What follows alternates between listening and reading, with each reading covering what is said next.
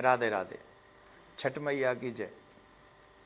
हमारे बिहार में और पूर्वांचल में, या आजकल तो हम ये कह सकते हैं कि पूरे ही देश में या विदेशों में भी छठ मैया का त्यौहार बड़ी धूमधाम से मनाया जाने लगा है। ये छठ मैया का त्यौहार हम सबको रिद्धि सिद्धि प्रदान करता है। सुहागिनें माताएं बहन भाई भी इस व्रत को कर सकते हैं, ऐसा पुराणों में भी सुनने को मिला है, पढ़ने को मिला है।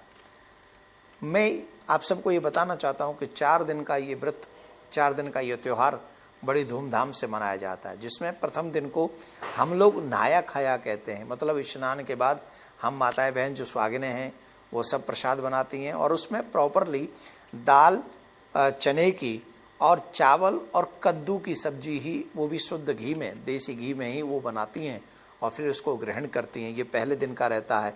फिर दूसरे दिन का रहता है खरना। खरना आप ये कह सकते हैं खीर। पूरे दिन व्रत रख के वो शाम को उस खीर को जो बनाती हैं वो बहुत सुंदर उसका तरीका है। उसको मिट्टी के चूल्हे पे आम की लकड़ियों के साथ वो खीर बनानी पड़ती है और खीर में पानी नहीं होता, दूध में ही वो खीर बनेगी और फिर उस खीर को वो माताएं बहन या वो जो व्रती लोग हैं वो उसे ग्रहण करते हैं।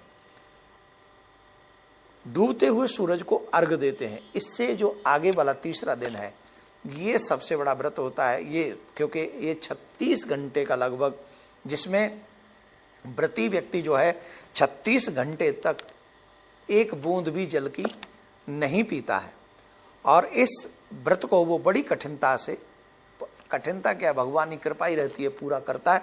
और ऑलमोस्ट हमारी माताएं बहन सुहागिनें, इवन कई भाई लोग भी इस व्रत को करते हैं। और जब चतुर्थ दिवस में प्रारंभ होता है वो सूर्य उदय होना, सूर्य उदय होने से पहले ही वो भोजन की सामग्री बना कर पहुंच जाते हैं। इसमें नदी का होना, तालाब का होना परम आवश्यक है।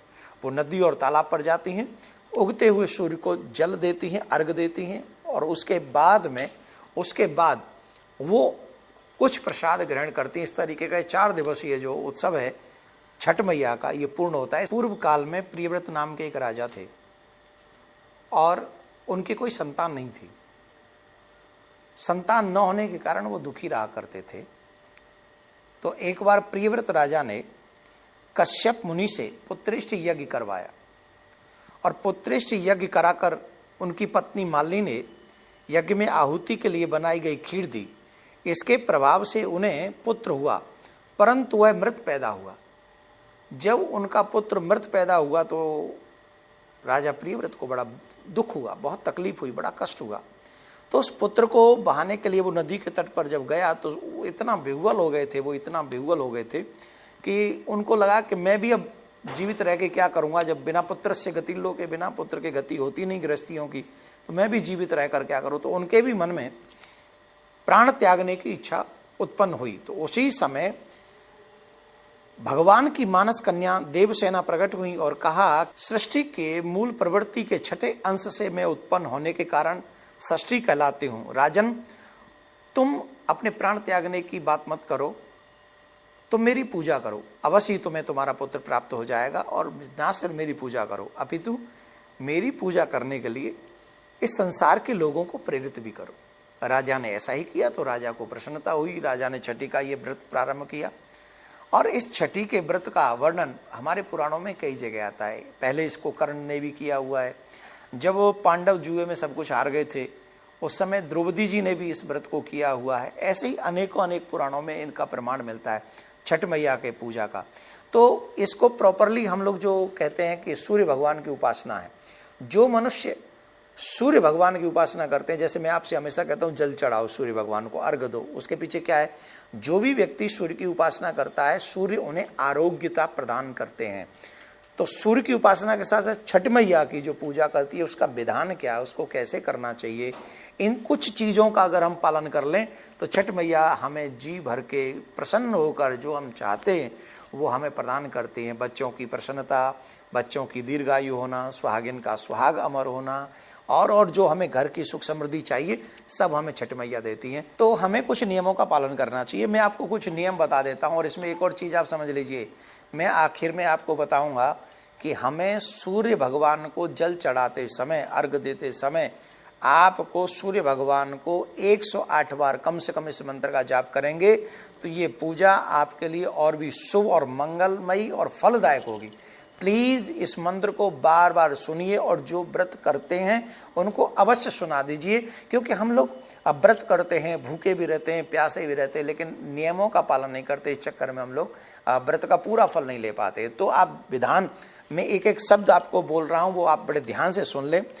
जिस दिन आप व्रत प्रारंभ करें, छठ मैया के दिन, जिस दिन छठी हो, उस दिन सबसे पहले सूर्य उदय से पहले आप उठ जाना चाहिए और उससे वहां से संकल्प के साथ संकल्प लें कि हम ये जो छठ मैया का त्योहार है हम इसको पालन करेंगे, व्रत करेंगे इत्यादि। अपने आपके घर के आसपास तालाब, नदी, सरोवर होना परम आवश्यक है, वो होना ही चाहिए, जहां आप जाके अपने सूर्य भगवान को अर्घ दे सकें।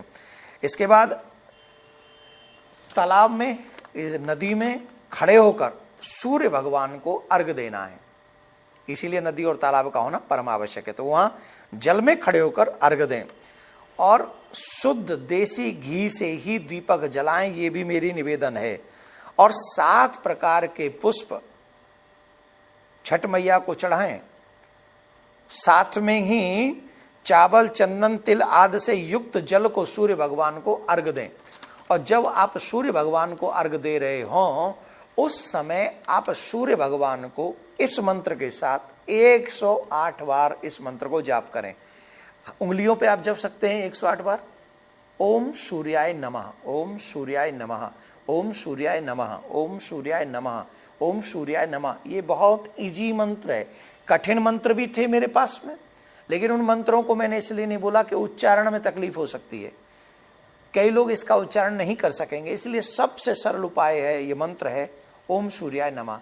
अगर आप इस मंत्र का जाप सूर्य भगवान को जल चढ़ाते समय करेंगे तो आपके परिवार में भी आरोग्यता आएगी, छठ मैया आपके ऊपर कृपा करेंगी, धन धान्य से प्रत्येक व्रती संपन्न होगा और सुहागनें जो व्रत करती हैं निश्चित उन्हें अच्छे पति का स्वास्थ्य भी प्राप्त होगा और वो खुद भी स्वस्थ रहेंगी। तो इसलिए छठ मैया आपको जी भर भर के दे, छठ मैया आपको खुशियां दे, संतान दे, आनंद की प्राप्ति कराए। आप ये कथा सुन रहे हैं छठ मैया की, लेकिन छठ मैया का व्रत प्रारंभ हो उससे पहले पहले प्लीज ये वीडियो सभी उन व्रतियों के पास पहुंचा दीजिए, चाहे देश में हो चाहे विदेश में, जो छठ मैया की पूजा करते हैं। सर्वमंगल मांगल्ये शिवे सर्वार्थ साधिके शरण्ये त्र्यंबके गौरी नारायणी नमोस्तुते। माँ छठ मैया को हम नमन करते हैं। सभी देशवासियों को, सभी सनातनियों को, जो व्रती हैं, जो छठ का व्रत करेंगे या जो नहीं भी करेंगे, जो सनातनी हैं, उन सभी को छठ उत्सव की बहुत बहुत बधाई।